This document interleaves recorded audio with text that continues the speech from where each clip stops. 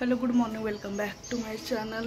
So आज आहे Saturday आणि उद्याला संडे. उद्याला घरीच आहोत आम्ही. थोडेफार अजयला काहीतरी काम आहेत बहुतेक, सो ते करण्यात येतील आणि मी माझे कामं करणार.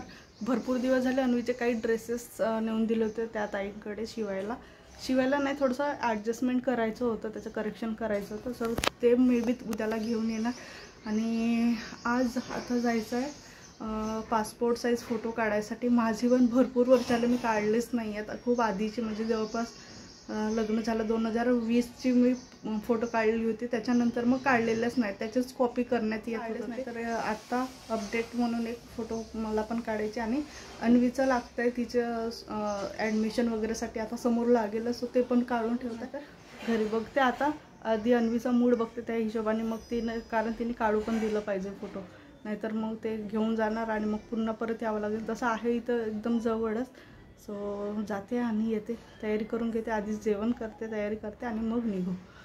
चला, फोटो काढून झाले आहेत. अन्वीसाठी थोडंसं एक नवीन अनुभव होता. ॲक्च्युली शूट करायचं होतं मला, पण मी विसरूनच गेले तिथे गेल्यानंतर, कारण अन्वी पण थोडीशी अनकम्फर्टेबल झाली, कारण तिच्यासाठी ते सगळं नवीन होतं. आतापर्यंत तिने जेवढं पण फोटो काढले ते सगळ्या मोबाईलवरून काढले आणि तिला हेच माहीत होतं आतापर्यंत की मोबाईलवरूनच फोटो काढले जातात. सो तिने कॅमेरा फर्स्ट टाईम फेस केलेला आहे.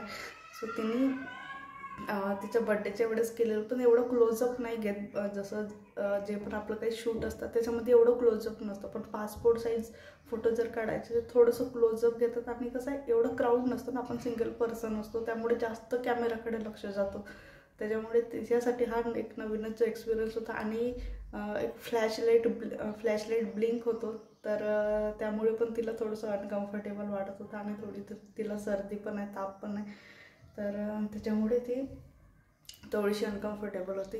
पण झालं ते, पण तिने स्माईल अजिबात केलेली नाही, खूप सिरियसली फोटो निघाला त्या. आणि तर झालं. आता बघू समोरची प्रोसेस कधी होईल. वेळ आहे अजून ॲडमिशनसाठी तिच्या. आणि कारण आता फक्त 1.5 महिनाच तिला पाठवायचं होतं. आत्ता जर घालायचं, आता पण ऑप्शन होतं तिला पाठवण्याचं, पण आत्ता जर घालायचं झालं तर मग फक्त 1.5 महिने, एप्रिल फर्स्ट वीकपर्यंतच असतं लहान मुलांचं.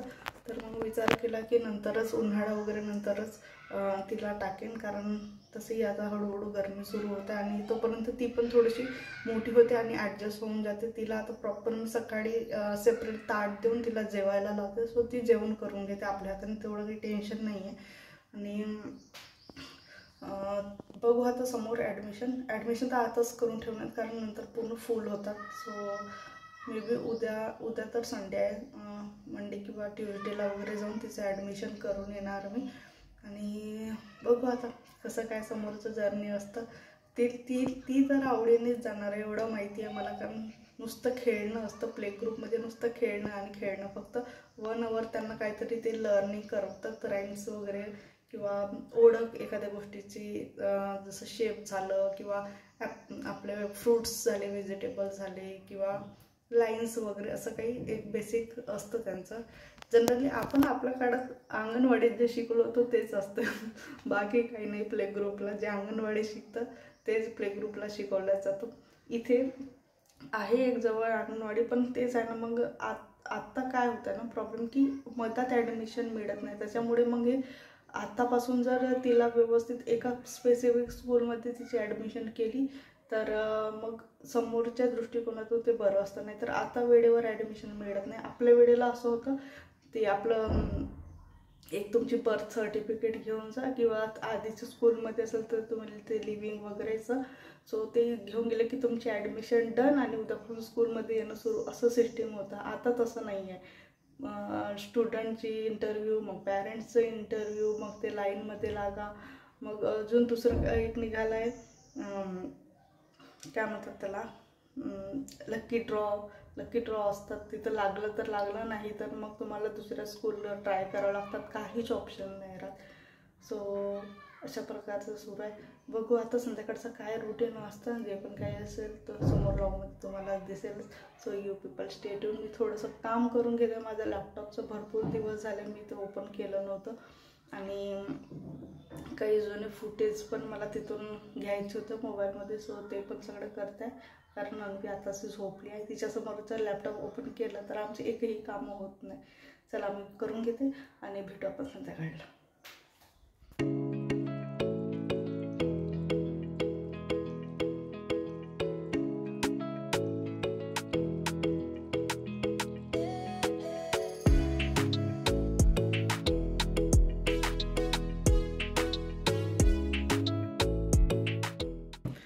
आत्ता वाजलेलं आहे 5:30 आणि अन्वी झोपून उठली आहे. बऱ्यापैकी तिला सर्दी झालेली आहे. सकाळी तेवढं वाटत नव्हतं, मी तिला बाहेर घेऊन गेली त्यावेळेला, पण दुपारला ती 1-2दा उठली पण झोपली असताना मी ऑइल गरम केलेलं आहे. हा आहे आपलं सरसोचं तेल आणि याला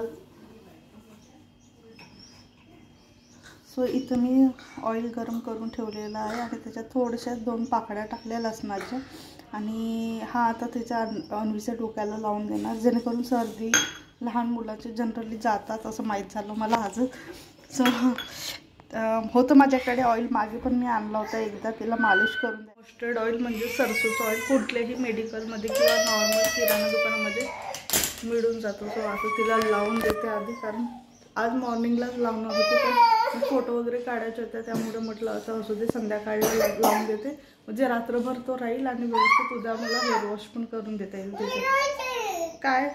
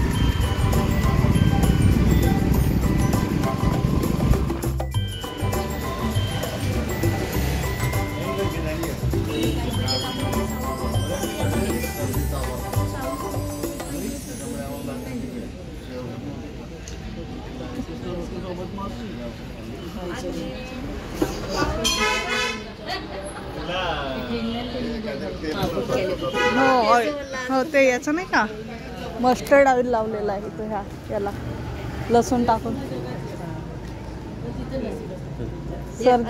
सर्दीसाठी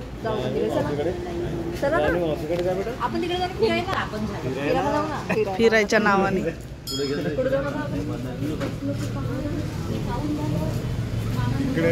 माहिती नाही आता रात्री चालू आहे की बंद आहे. तिकडे कामच सुरू आहेत ना तिकडे पण. सिमेंटच असेल. हे बघ ना खोदलं तर. हे प्लेन नव्हतं का आधी? आधी प्लेन होतं ना असं. बनवून राहिलं हे पण एवढं पाणी नव्हतं. हे ना लेवल वाढली आहे. पण उन्हाळ्यात कमी होते म्हणा. उन्हाळ्यात पूर्ण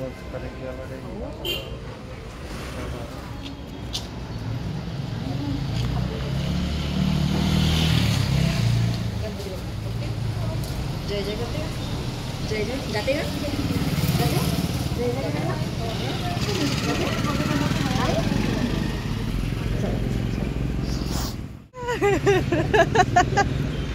काय नाही गेल्यावर काय आपल्या फोन आमच्याकडे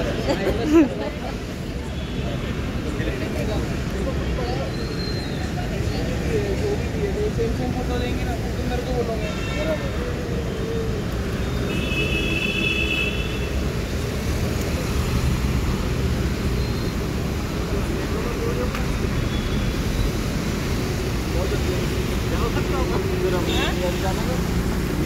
रात्री माहिती 10:15 वाजताची इंदिरावरून मेट्रोने म्हटलं. मेट्रोने जाऊ शकतो आपण कुठेही आता. चला जाऊ 9:15.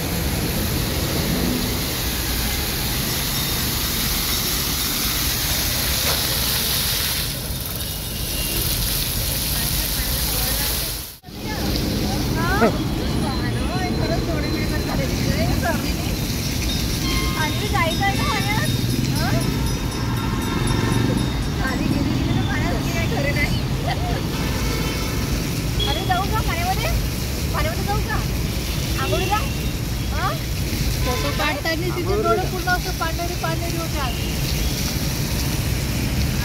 होते.